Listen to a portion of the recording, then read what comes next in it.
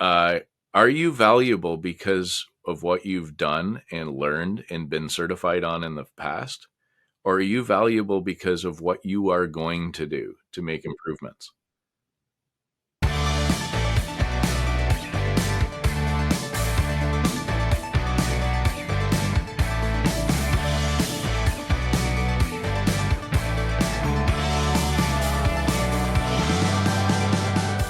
Welcome to the Enterprise Intelligence Podcast with CEO Shiny Docs Jason Cassidy and VP Customer Success Davey Slimman. Gentlemen, how are you today? Doing great. Yep, very well, Steve. Thank you. Yeah. Davey, why don't you just hop right in? Yeah, no, I'd love to. Jason, it's funny.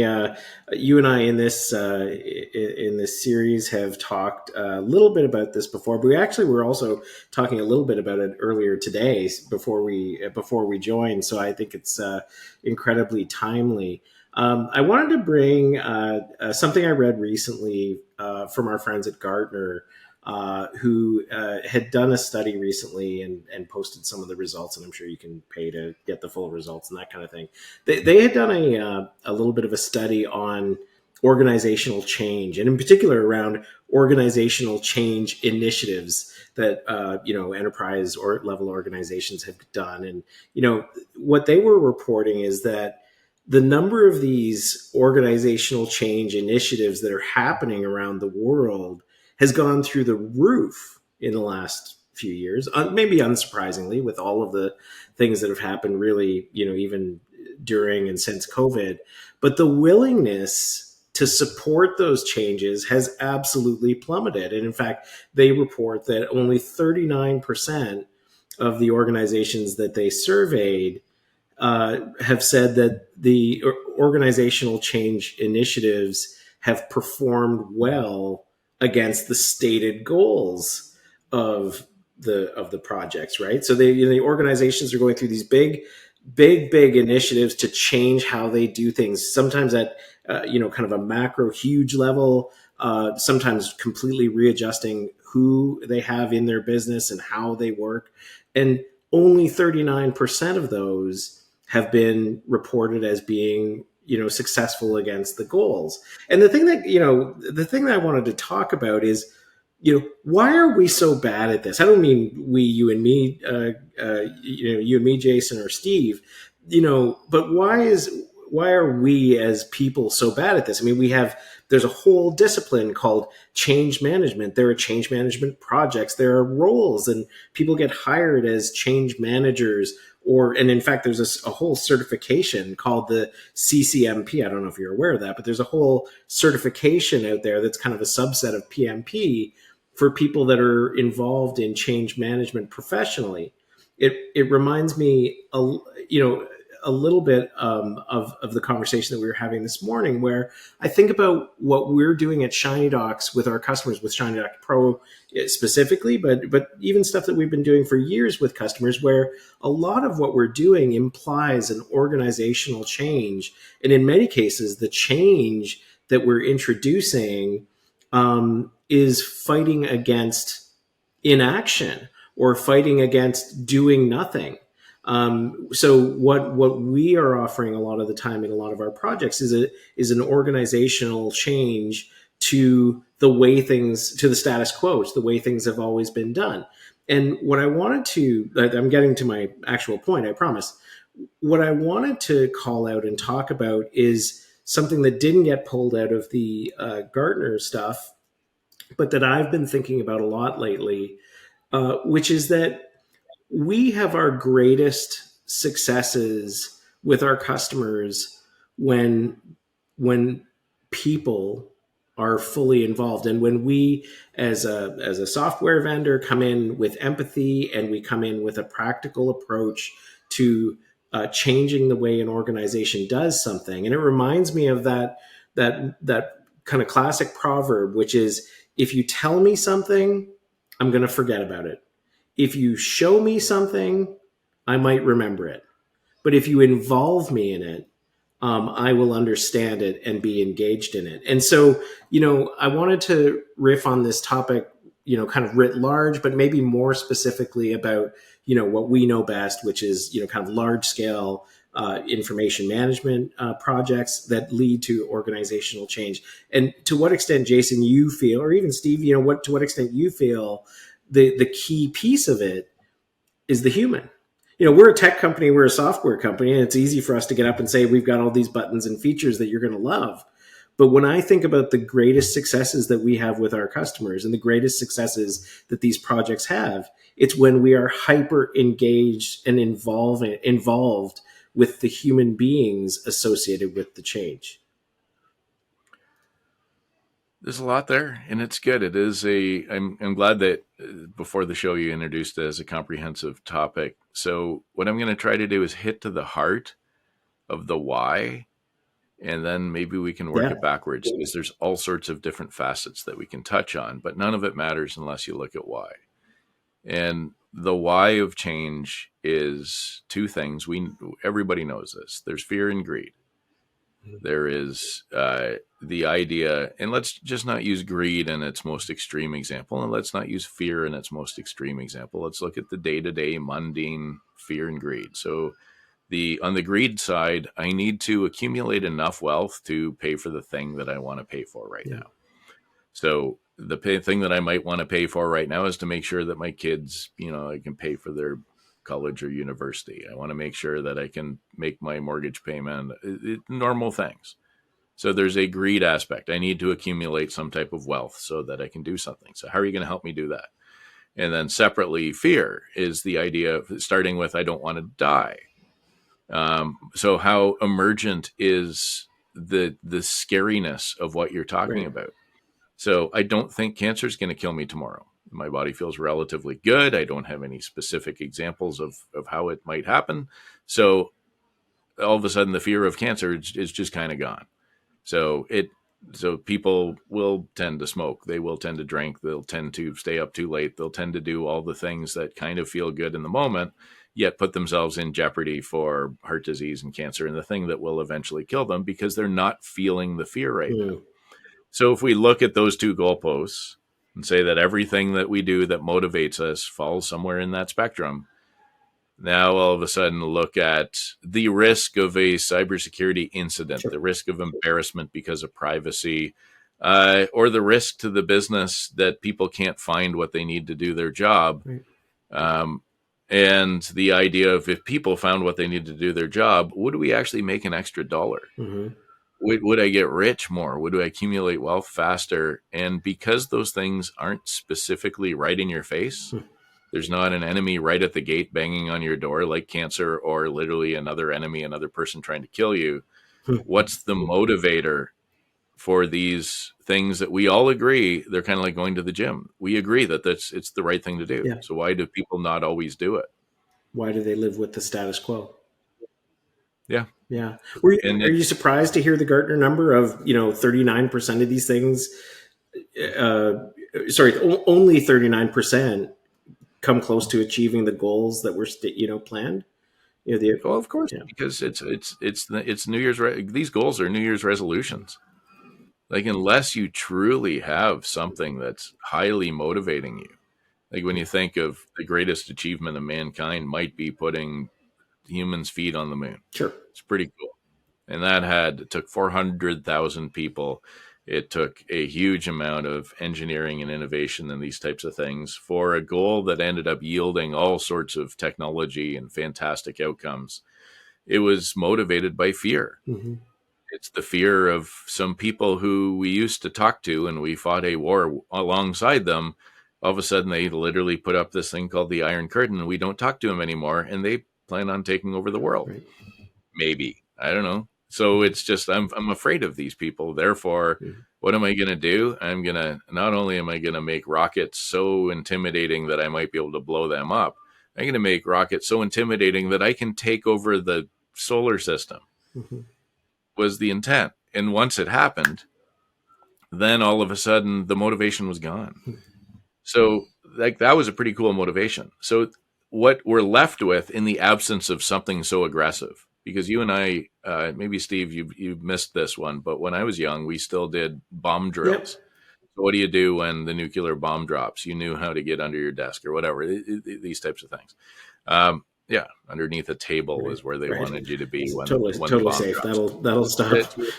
We'll be fine. Yeah, That'll stop enriched uranium from. tables were sturdier back then than they Yeah. are today. Yeah. So I mean, that's probably less of a good idea. But anyway, short story long is we're highly motivated at the time to do some things, whereas now it's kind of this weird nebulous trolley problem, where I know for sure that if I don't do something, then I'm definitely going to kill myself and others at some point in the future. You know, like it's with my business. Um, we're all going to go down the tube because competitively we're going to lose if we don't have a successful innovation projects over the next few Right. years. But if I decide to make a change, I change the tracks myself, and then we go somewhere and it's not successful, then I'm going to get shot. Okay, Nobody wants to stick their neck out. I'm the one person on the tracks if I make the turn, whereas it's other people on the tracks if we leave the trolley going where it is. So it is a weird motivator. It's like, well, if I don't do anything and I'm not going to get fired, therefore, for sure, in the future, somebody's going to get screwed. But it's not going to be me. Whereas if I make the change and it doesn't work, then I'm the one that gets hit by the trolley. So is that too much fear or not enough fear? Like, or is it a lack of leadership? What are the reasons why we can't? Again, I'm not talking about the three of us, but we as people, as society, why can we not make the big important changes? Is it not enough fear, not enough greed? If it's one of those two things, because to your point, like every organization that is looking at itself, that looks inwardly and says, geez, we're not very productive, we're not very efficient, our competitors are nipping at our heels here, we really need to change something really quick. We know that we need to change something, and yet team members will resist it at every turn. There'll be parts of the organization that'll say, no, too expensive, too risky, too slow. We're not going to do that. We're going to skip this stuff. Despite all the evidence to the contrary, people will continue to make bad choices about the thing that they absolutely need to make a better choice about. I don't know. Yeah, well, I mean, and this is what I mean. It's just, if we take it from the simple thing of fear and greed, it is, and again, basic versions of them, not necessarily nuclear bombs dropping, or not necessarily I'm going to become a billionaire, but somewhere, set the goalposts a little bit more realistic for the day to day. The issue that we run into constantly is that the reward for making change is often like it's just the default. It should be making change is obvious. Right. We need to make a change because we see ourselves, the trolley going towards 5 people instead of 1, and it's gonna kill us all. It's gonna kill them. So the idea of making the change should be the default position. However, when you look at what's the biggest predictor of wealth in the world, it's whether or not you are wealthy. What's the number one predictor? Your family's wealth. Yeah, exactly. Whether or not your parents are wealthy. Right. So do wealthy families have the best ideas? No, of course not. Well, then what's in the best interest of the wealthy families? Yeah, making sure it stays that way. Yeah, exactly. Right. So that to me is the obvious number one issue, is that companies that are already making money, good enough, don't want to change. Families who are already wealthy and now making money based upon wealth instead of labor want to maintain that. So where is the and if that controls, if that zeitgeist, that environment controls how much of the wealth, I'm going to say controls 90% of the wealth, then innovation is way over in this 10% or less of wealth is dedicated to innovation. It's a rounding error. And change. And it's a total rounding error. So everything about the 90% fights change in innovation the whole way. And then the second that an innovation survives all of that negativity, then all of a sudden the 90% jumps on top of it and invests in it and says it was ours all along. So it's just this is the reality of the universe that we live in. And whether it's good or bad or whatever, nothing's inherently good or bad. It's either beneficial, benign, or negative. These are the forces that keep us from making continuous innovation just the norm. Yeah, because every time I've read anything about change management or change managers or this change management certification, part of me, like you guys know me well enough to know that I absolutely go crazy when things don't change. Like I really struggle if I look back through my illustrious, I say with a giggle, through my illustrious career and think about times when I've had roles at companies or organizations where things never changed. I would go nuts. I couldn't stand situations that I found myself in where there was no willingness to change and explore a new way of doing things. It was like, well, this is how we do things. It's great. It's awesome. You just do there's like a bunch of pellets that come down at the start of every day on a treadmill and you do your little things.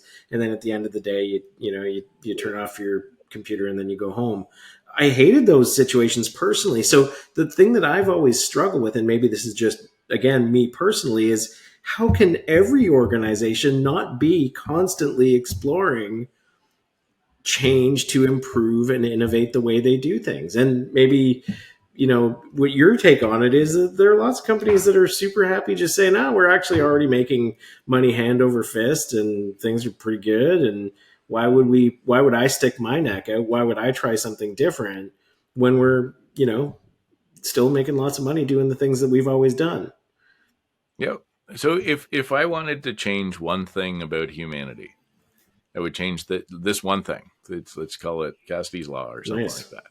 It would be, are you valuable because of what you've done and learned and been certified on in the past? Or are you valuable because of what you are going to do Mm-hmm. to make improvements? Yeah. Yeah. So I'm going to suggest that the majority of people want to be valued for what they think that they are. Well, I have a university degree. Well, I'm the one who did this change management project. Therefore, laud me. I'm the one who achieved this particular status. I am the minister. I am the senator. I'm the whatever. I am a thing now, Mm-hmm.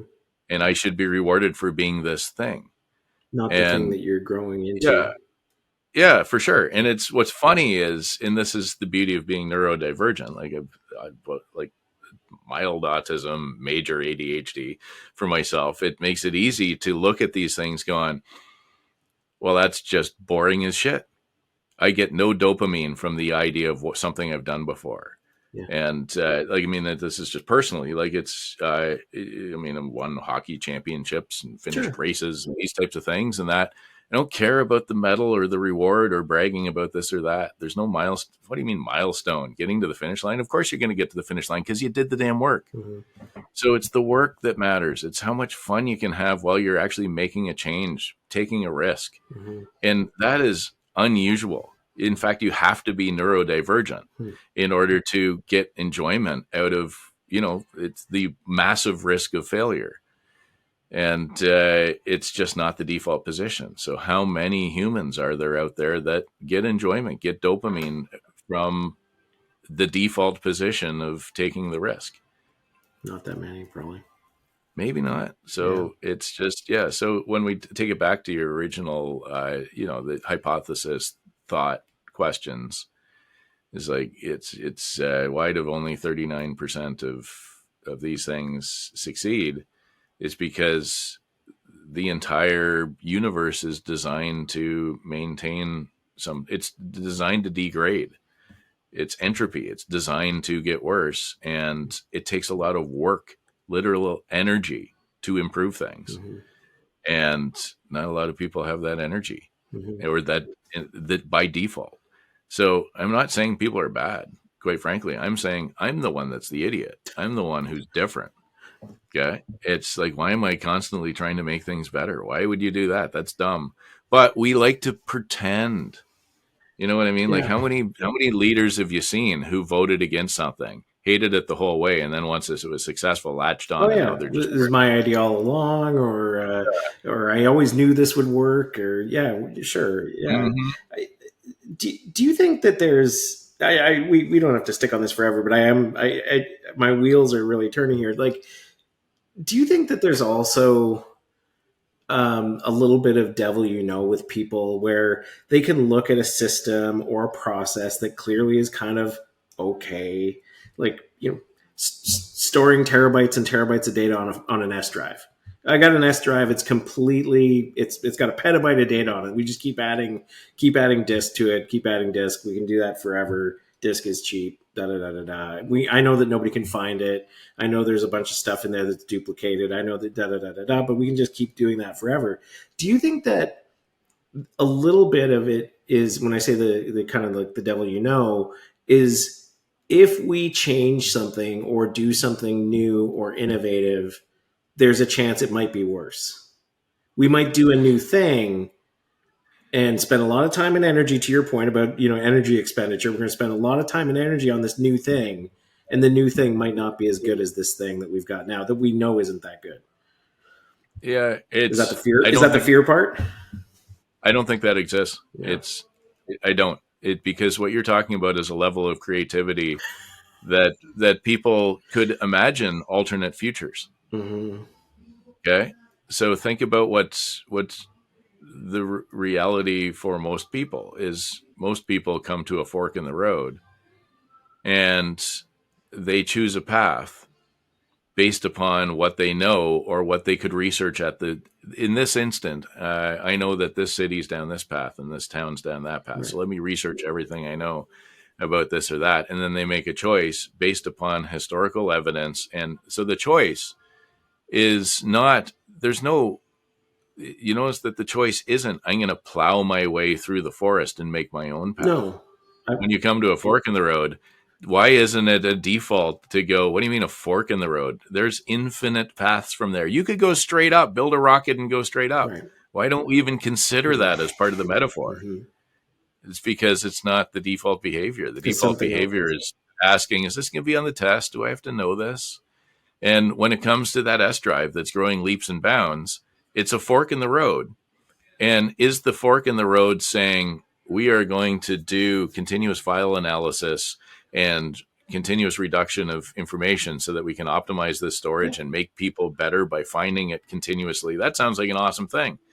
But people don't, that's not on the menu. What's No. on the menu is, do I move it to Yeah. SharePoint Yeah. or do I, yeah, like do I refresh my hardware? And it's like, why is that the fork? Why are those the only two options? Yeah, I mean, I love that you went in that direction, because I mean, it touches on something that we've been saying all along, which is that an S drive on a network on its own is actually not a problem. It's a great technology. It's been around forever. Super Yeah. reliable. You could create an S. Your users. This is the funny thing. Your users love the S drive. It's like, well, I got a file, and when I'm working on it, I put it in the S drive because S stands for share, and everybody just goes and looks for the file in there. The problem that I have is I can't find the things that I was looking for, and I'm worried that I'm not working on the latest version of it, and there's a lot of junk in there, right? So, to your point, the the path that's laid out for people, the fork in the road, is false, or it's just not necessarily the fork that people have to take. There's another version of the whole thing which says keep your S drive, keep your network shares if you absolutely want to, if you're fine with them and that kind of thing. But you can do something completely different with it. You can overlay a search, you can reduce your duplicates, you can get rid of your obsolete and trivial stuff. You can also tag all that data to make it way easier to find and categorize, and put like documents together, and keep disparate documents apart. Yeah, it's yeah. Wow, covered a lot of ground Yeah, there. for sure. Well, and that's the trick. So if we take it back to the original Yeah, hypothesis, why did only 39% of projects succeed? It's because he didn't do that yeah, step of it. People go, oh well, we got to do this, and the zeitgeist says that you got to take this path in the road. And quite frankly, yeah. the paths that are set for you generally are not the innovation paths. They're what everybody's done before paths. And Right. only 30% of those projects work. So why would you be different? Yeah. Why are you going to be Literally, special? you're saying Yeah. that 30% of the well-known paths work. Mhm. And people keep choosing they don't ask, okay, what should be done? They say, who's done this before? Yeah. Okay. And then they pick a path that has a 39% efficacy. Somebody comes in, well, 39% of the people have done this thing and it worked. Oh, sounds good. Sign me up. Nobody would Sounds like. great. Yeah. I want to get on that airline where it's just, it's you have out of every 10 flights, you almost get 4 that actually land Yeah, and to without to crashing. tie it back to the conversation that we had earlier today, too, we know that a whole bunch of folks never even get to that point, and they just say, "We're not even going to try. We're just going to keep doing the thing that we always did because doing nothing is easier." And we know that not exercising and not eating properly and drinking too much alcohol and smoking cigarettes, we know that eventually that's going to get us. We totally know that this is going to get us. But if I choose to do nothing, that's super safe for me personally. That's super safe for my team right now, today. Yeah. Yeah. And back to the trolley Yeah. problem. And if listeners don't know the trolley problem, just Google it, check it Yeah. out. It's a pretty simple metaphor. And so the people that are on the tracks that are getting run over are the ones who say, I can't find things on the S drive. I was just hired here a week Right. ago and I have no idea where it is. I got to Right. ask Steve where everything is, or we got to have Teams calls, or we end up recreating half of our data. So literally, instead of 5 people being on the tracks, how many people are in your organization? 10,000? Well, there's 10,000 people on that track. So they're constantly getting run over Mhm. because I think that my only job is to decide to either do nothing or move the data to some other system. Right. And those aren't the choices. Okay. There's 100 things you can do to improve those people. You got to change lanes a little bit. It's just a little shift. Yeah. And I get it. You put yourself on the tracks from that little shift, but Yeah. it's better than just, barreling down the same road that you're on right now, knowing that 10,000 people are not going to be able to find what they need on the S drive. So they end up having more Teams calls, more collaboration, recreating data, not finding stuff, more turnover. People hate the job because they can't do their job. And all that expense is due to a lack of an innovative mindset as to how can I improve their lives just a wee bit today. By making, in some cases, modest changes. Like that's the thing that kind of kills me about the whole thing, especially when you bring it into the context of Shiny Docs. Some of the stuff that we do with our customers is pretty straightforward, pretty quick, really quick projects, really quick outcomes. Measured in days and weeks rather than months or years, and you do these incredible things in such a short period of time that make people's lives so much better in their work, in terms of being able to find what they're looking for and being able to feel good that they've got the content that they need to do their jobs. Like, I don't know, wouldn't you want that for all of your users? And if you could do it really quickly, I would. Yeah, for sure. And and that's, you got to ask the right person, because unfortunately, some of the people that are tasked with this aren't tasked with making anybody's life better. Right. They're literally tasked with the hardware refresh is coming up and we don't want to do it. So what are the alternatives? So they pick a false, like the question itself is poorly framed. Right. Yeah. So they're not actually asking who needs this information and why, and what can we do to make it more available to them. That would be a better question than the hardware refresh is coming up and what are our alternatives. Or I've been told, I feel like we pick on SharePoint too much. It's not fair to SharePoint. But just SharePoint's great for what it does. Yeah. But I've been told that we're moving to SharePoint, so that's my task. Exactly. My task is not to ask whether that's the right decision or not. My task is just to move this stuff from file shares up to a SharePoint. Yeah. And it's there's no such thing as bad products or bad technology or whatever. If it works, it works. SharePoint has a ton of partners out there. It's got a ton of capabilities and features and functionality, and every one of them work. It's great. The part that's bad is the vendor who lies to you, who says this is the choice that you need to make. Look, it's the choice that everybody else made. Therefore, it's the choice that you must make. Not reminding them that 6 out of the or 6.1 out of the 10 people who follow that path are dissatisfied with what they did. Mm-hmm. Right. You know what I mean? Yeah. Like, it's just how many smartphone users are dissatisfied with owning a smartphone? Yeah. Probably Out very, of very 10, few. zero. Yeah. Zero, because it's they're amazing packaging. Mm-hmm. They've evolved to something that is just power beyond its cost. It's fantastic. Mm-hmm. What about data management? It's which one of those has achieved smartphone level satisfaction? Not very. 0 out of 10. Mm-hmm. Okay, and none of them are bad. The problem is, back to the original thing, is like, if you ask the wrong question, you take either fork in the road that's well established, that is guaranteed to have no Yeah. satisfaction, then you're going to keep getting the same outcomes over and over again. Maybe you'll improve a wee bit. Good for you.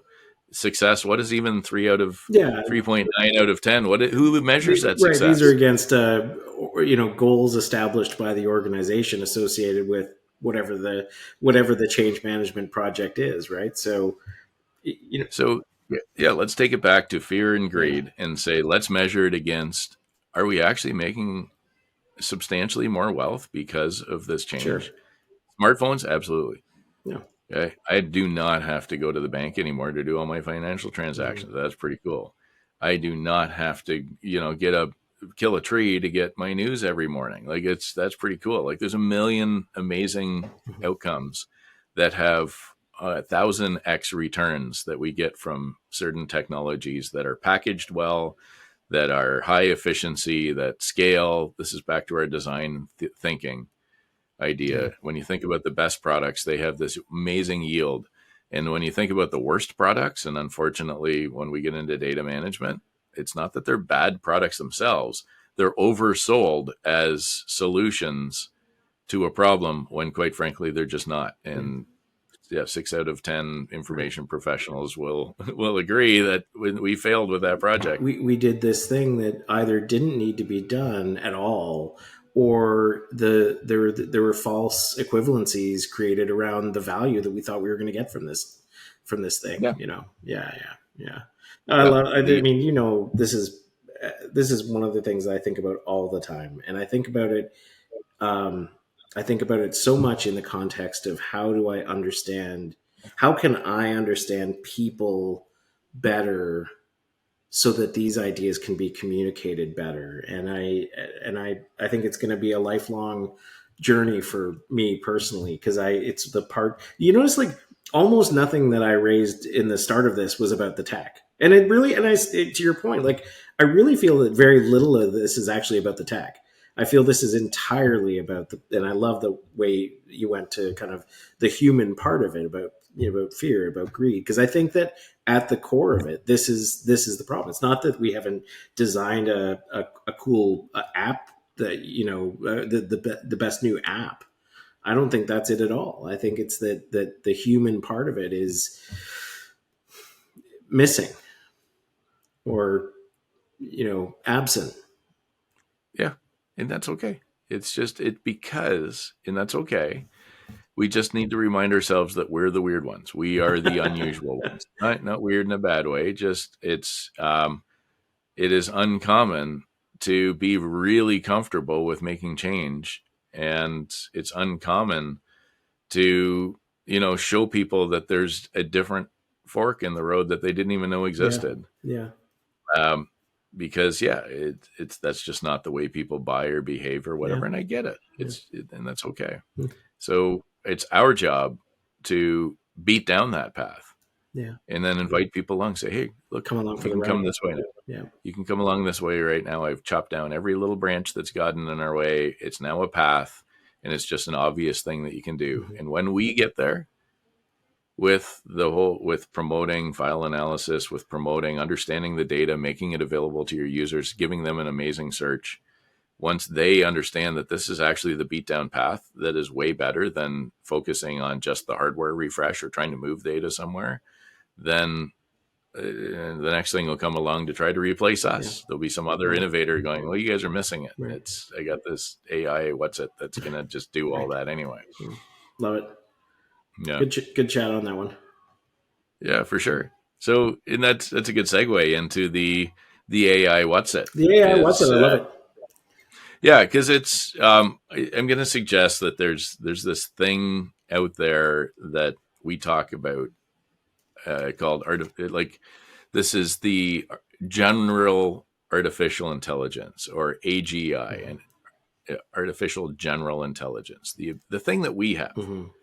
a general knowledge based upon a repository of information and experiences and some intuition that is also based upon what you genetically have and experience, that allows you to pattern match very so organically that you don't even realize that you're doing it. And we jumped the gun a little bit, and now it's jumped the shark on generative AI, Right. where generative AI is a speechwriter who has no idea what the topic is that we're talking about, but they've heard other people talk about it before. So they're going to write a new speech that uses kind of similar Right. words. So, um, so my question is, did people think that generative AI was going to be AGI? Popularly, yeah. I mean, I think so. I think if you're talking about, kind of person on the street interview, if you're going to pick, you know, 40 people off the street and ask them, I think that absolutely that's where people thought it was going, even if they didn't have the words for it or the jargon, right? I look, I think one of the things, especially when you're talking about Gen AI and what it's now become as it's become popularly understood, is for me weirdly connected to what people have always wanted or hoped computing to be.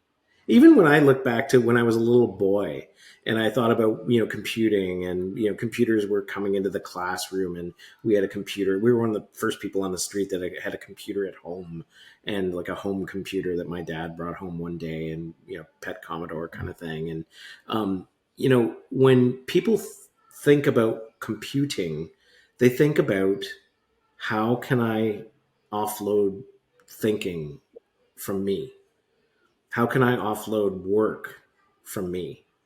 And, and of course, for decades now, even going back even earlier into the 50s and 50s sci-fi and things like that, the assumption has been that with artificial intelligence and robots and computing in general, that the hard part of being a person gets taken away, and all that's left is the easy stuff: loving your kids and having dinner, and, you know riding your bicycle and all these other things. And the hard stuff, like long division and doing your taxes, is going to be done by robots or AI. And in a weird way, I think that's what people want.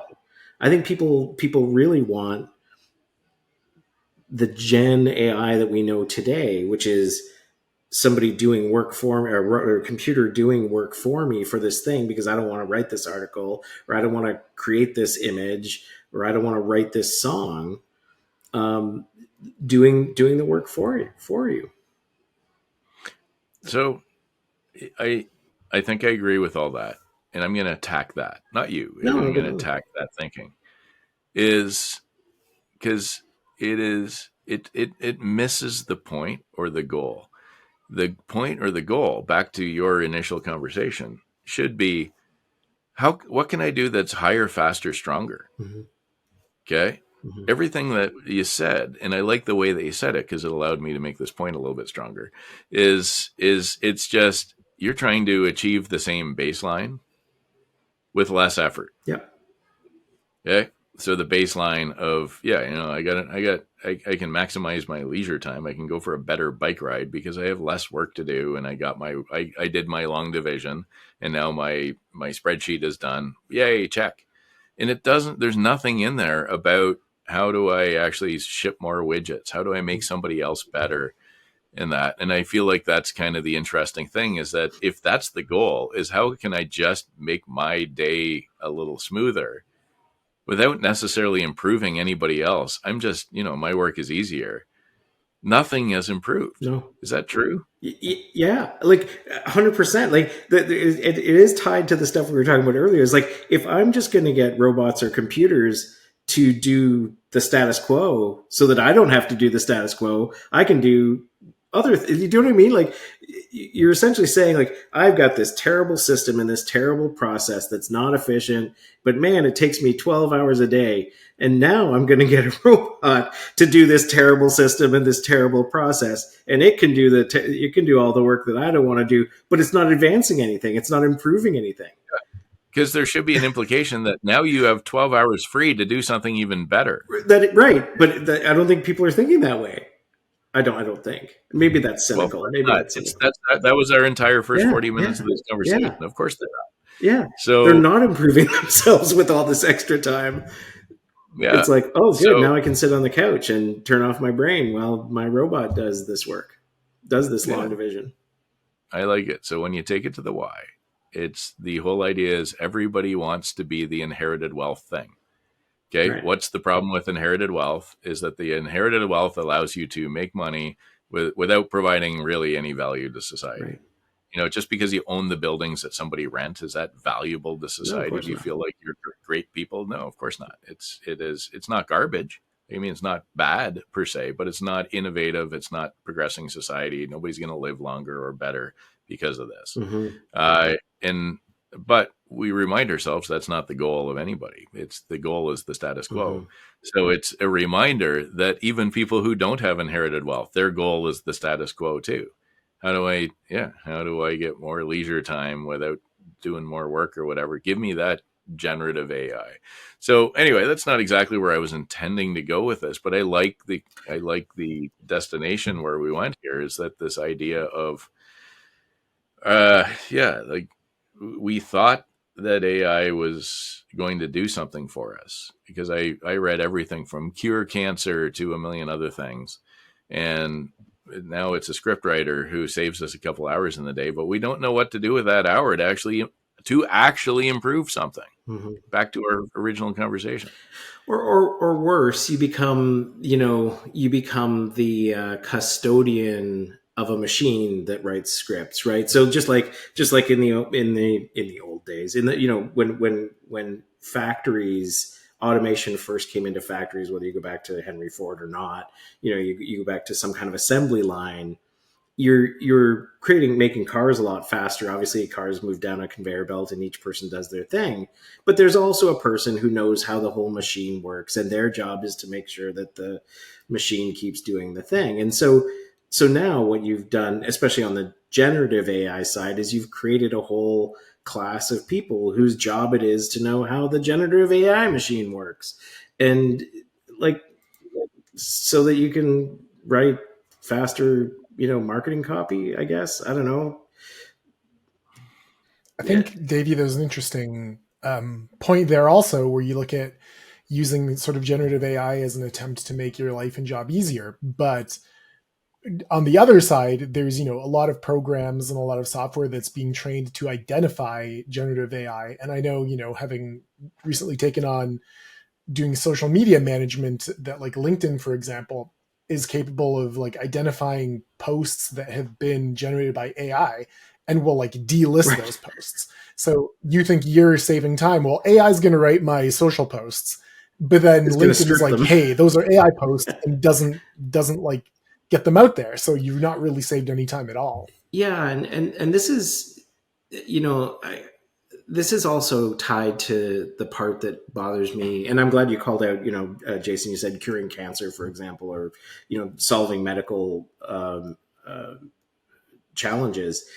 To me, again, differentiating, generative AI from the AI that I always thought about before generative AI became such a trendy thing, which is, we're going to get to the point where an artificial intelligence can be used to scale thinking to a level that an individual human can't achieve. And so the example then would be like, setting an AI against a giant mathematical problem or a giant scientific problem, which, no offense intended to humanity, an individual human is just not going to be able to scale their brain to do those many calculations in that amount of time to arrive at a molecule or an enzyme that would be useful for combating uh, cancer. You know, because that to me is where and that to me is an innovation. That is where this should be going, and it is going. We see all kinds of evidence to suggest that pharma agencies are using these types of technologies and massive computing capabilities to do these massive number crunching exercises that teams of very, very smart mathematicians still couldn't do, as quickly or as efficiently. So for the scientists and mathematicians that need that information and they need it quickly, AI represents this incredible ability to do the next innovation faster. Yeah. So, and I feel like this is something that it's with a few minutes left, we can't explore it deep enough. But I think perhaps we even just need to have a talk about innovation itself. So when you mention Ford with the car, there was lots of cars on the quote unquote road back when Ford invented his Model T. But his Model T, the innovation wasn't uh, the fact that it's a motorized automobile. There was tons of them Yeah. out there, Buicks and everything else at the time. The innovation was it was affordable because he had a cheap manufacturing process. Yeah. He could roll one out within an hour, whereas a Buick at the time took 14 hours to build, hand assemble, Mm-hmm. and it cost like literally 5 times as much. So that was the innovation, was making something. And what was the goal? The actual innovation wasn't the car itself. It was the fact that you could have friends in a neighboring city 30 miles away Yeah. that you could go visit on the weekends. Yeah. Because prior to the motorized vehicle accessible to everybody, you were at stagecoach speed or horse Yeah. speed, and whether somebody lived 30 miles away or 3,000 miles away, it didn't matter. They were inaccessible to you. Mm-hmm. Okay. Now they're accessible to you. You can make plans with them. Mm-hmm. You can go see them on a whim. Yep. Okay. I can go drive there in less than an hour, go visit, Yeah. and then drive back. Driving So became a that's leisure activity, right? Going this out for is a the drive. innovation itself. So, and I think that gets lost in why I say it's worthy of its an entire, because we throw this word innovation around, Mm-hmm. but you can't just say it substitutes labor. That's just substituting labor is not innovation. What matters is, can you do something now that you could never do before? Could you go to a neighboring city? Like if I talk about what I call the ultimate innovation was getting to the moon. Yeah. Like it's like, and I mean, we're doing even better than that now ish. Like I mean, we're not putting people much further than that, but but that's the whole idea is, do we have capabilities way beyond what we have right now? Or are we just making what we do right now a little easier? Mm-hmm. One is the kind of innovation that transforms humanity, and the other one is the kind of innovation that, generates some profit. Right. So, and so there's a big difference. And I think we need to recognize that one has higher value to society than the I other. think we're telegraphing our next session. Absolutely should be the innovation episode, and I'm excited to talk about that because it's all tied to what we're talking about here, and it's one of my favorite things, to talk All about. right. So yeah, I'm looking forward to it. Cool. Foreshadowing. Yeah, foreshadowing. We haven't really, because the whole, for people that aren't aware, the whole thing that we've been doing with this whole podcast all along is that you and I have been sort of bringing surprise topics to each other. And one of the things that I've been amazed by episode after episode is how we've been able to find the connections between these. Maybe not unsurprisingly, you and I think about a lot of the same stuff a lot of the time. And but maybe if we do a purposeful episode about innovation, I think we can really sink our teeth into the topic. So, Yeah, particularly here in the Canadian context, of course, because it's a huge topic of conversation in this country. yeah, for sure. Yeah. What do you think, Steve?